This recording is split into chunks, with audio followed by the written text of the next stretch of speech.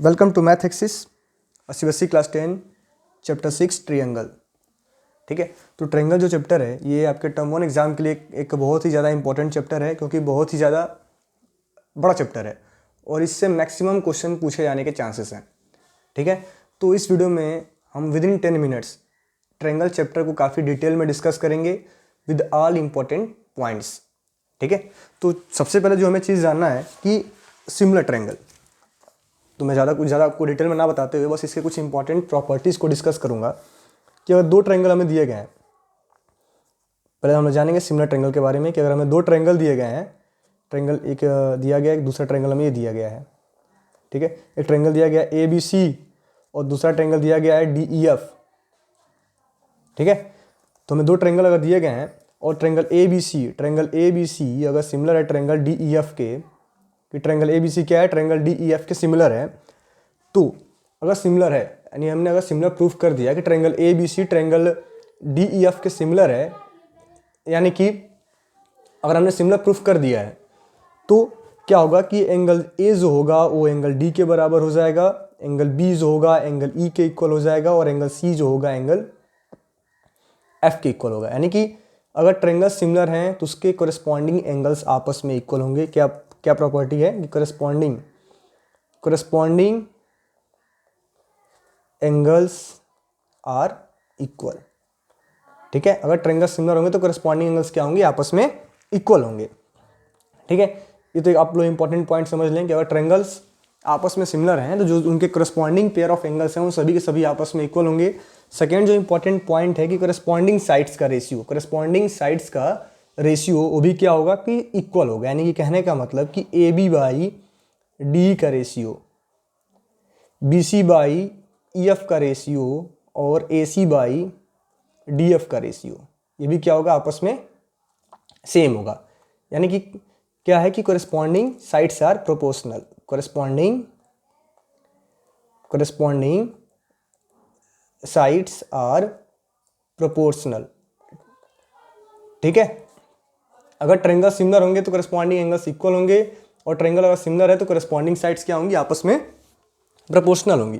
तो ये था कि पहला सिमिलरिटी से रिलेटेड टॉपिक। ठीक है, यानी कि ट्रायंगल सिमिलर होते हैं तो क्या होता है। ठीक है, अब हम लोग जानेंगे कि क्राइटेरिया क्या है सिमिलरिटी प्रूफ करने का। क्राइटेरिया क्या है कि हम कैसे पता करेंगे जो गिवन ट्रायंगल्स हैं वो आपस में सिमिलर हैं। तो क्राइटेरिया, अगला टॉपिक क्या है हम लोग का, criteria of similarity of similar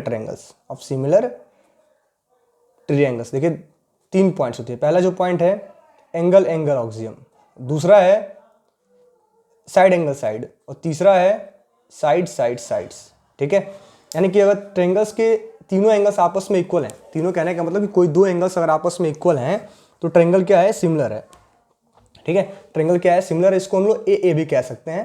तो कहीं किसी बुक में ए दिया है, ट्रिपल ए दिया है, किसी बुक में 2 टाइम्स ही ए दिया है, 2 टाइम्स ही ए दिया गया है, तो इससे हमें कंफ्यूज नहीं होना है। ठीक है, सेकेंड जो है साइड एंगल साइड, यानी कहने का मतलब कि जहाँ पे दो साइड्स प्रोपोर्शनल हो, दो पेयर ऑफ कोरिस्पॉन्डिंग साइड्स आपस में प्रोपोर्शनल हैं और उनके बीच का एंगल इक्वल है, तो उसको हम बोलते हैं कि साइड एंगल साइड से वो सिमिलर हैं। और जहाँ पे तीनों पेयर ऑफ साइड्स आपस में प्रोपोर्शनल हैं, क्या है, आपस में प्रोपोर्शनल हैं, तो उनको हम बोलते हैं कि जो ट्रायंगल है वो साइड और साइड से सिमिलर है। ठीक है, तो सिमिलरिटी प्रूफ करने के 3 तरीके हैं। नेक्स्ट जो टॉपिक है हमारा एरिया ऑफ सिमिलर ट्रायंगल से रिलेटेड है। एरिया ऑफ सिमिलर ट्रायंगल, ये भी एक बहुत ही इंपॉर्टेंट पॉइंट है, इसको भी आप लोग याद रखेंगे। Area of similar triangle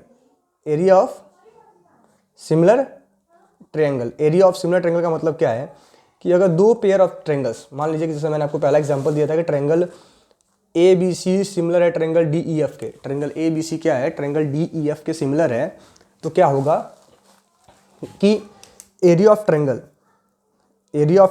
ABC upon area of triangle DEF का रेशियो, इनके एरिया का रेशियो क्या होगा। अगर ट्रायंगल सिमिलर होंगे तो मैंने पहले डिस्कस किया है कि कोरिस्पॉन्डिंग एंगल्स आपस में इक्वल होंगे और कोरिस्पॉन्डिंग साइड्स आपस में क्या होंगी कि प्रोपोर्शनल होंगी।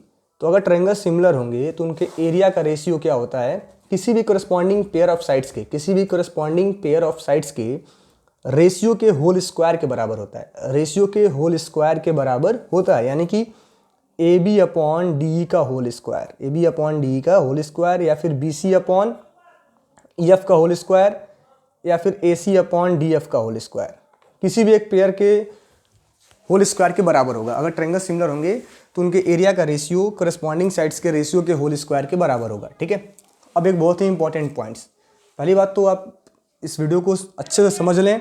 इसका लिंक आपको वीडियो के डिस्क्रिप्शन में मिल जाएगा। जो इसका नोट्स जो मैं लिख रहा हूँ, इसका नोट्स आपको वीडियो के डिस्क्रिप्शन में मिल जाएगा, जिसको जा करके आप डाउनलोड करके पढ़ सकते हैं। तो यहाँ सिर्फ और सिर्फ आप अभी समझने का काम करें, जो भी आपको बताया जा रहा है उसको देखें और समझें। ठीक है, तो जो एक बहुत ही इंपॉर्टेंट नोट, इसको नोट कर लें आप।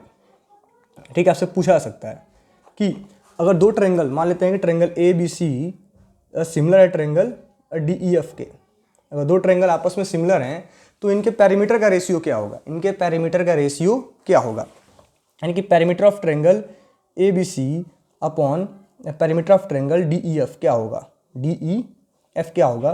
तो ये क्या होता है कि कोरिस्पॉन्डिंग साइड्स के जो स्क्वायर है, कोरिस्पॉन्डिंग साइड्स का जो रेशियो है, जो इनका रेशियो आपस में है ना, इन्हीं के बराबर होता है। यानी कहने का मतलब कि parameter of triangle A B C upon parameter of triangle D E F क्या हो जाएगा कि A B upon D E, B C upon E F और A C upon D F के बराबर होगा। ठीक है, जो पैरामीटर का रेशियो होगा वो करस्पॉन्डिंग साइड्स के रेशियो के ही बराबर हो जाएगा। ठीक है, और देन अगला जो इंपॉर्टेंट फार्मूला है वो है आपका बेसिक प्रोपोर्शनैलिटी थ्योरम। क्या है? Basic proportionality theorem. Basic proportionality theorem. ठीक है, बेसिक प्रोपोर्शनैलिटी थ्योरम। इसमें क्या दिया गया है कि अगर हमें एक ट्रायंगल दिया जाए, और एक लाइन, ट्रायंगल मान लेते हैं हमें दिया गया ए बी सी, और एक लाइन ड्रा किया गया डी ई, जो क्या है कि पैरेलल टू बी सी है, डी क्या है कि पैरेलल टू बी सी है। तो इसमें क्या होता है कि A D upon D B का रेशियो, ए ई अपॉन इसी के बराबर हो जाता है। इसी को बोला गया बेसिक प्रोपोर्शनैलिटी थ्योरम। क्या हो जाता है कि जो ये ऊपर वाला पार्ट है, A D upon B D का रेशियो ए ई अपॉन इसी के इक्वल हो जाता है। इसी को बोला गया बेसिक प्रोपोर्शनैलिटी थ्योरम।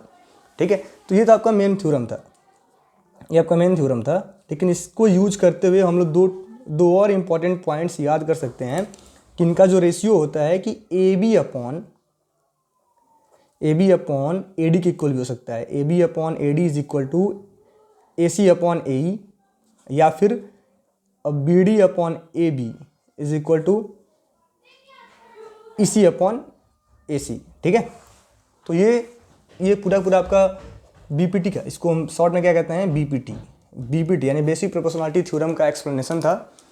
इसको यूज करते हुए इस टाइप के क्वेश्चन पूछे जा सकते हैं। देखिए, इनका हम रेसिप्रोकल भी लिख सकते हैं। जो भी यहाँ लिखा गया है, जो 3 पॉइंट्स लिखे गए हैं, इन तीनों पॉइंट्स का हम रेसिप्रोकल भी नोट कर सकते हैं। ठीक है, इसमें हमें कंफ्यूज नहीं होना है। इनका रेसिप्रोकल भी क्या है, नोट किया जा सकता है। ठीक है, अब जो इस चैप्टर में हमें एक और पॉइंट पढ़ना है वो है पाइथागोरस थ्योरम। क्या पढ़ना है? Pythagoras theorem. ठीक है, पाइथागोरस थ्योरम का मतलब क्या होता है कि अगर हमें एक ट्रायंगल दिया गया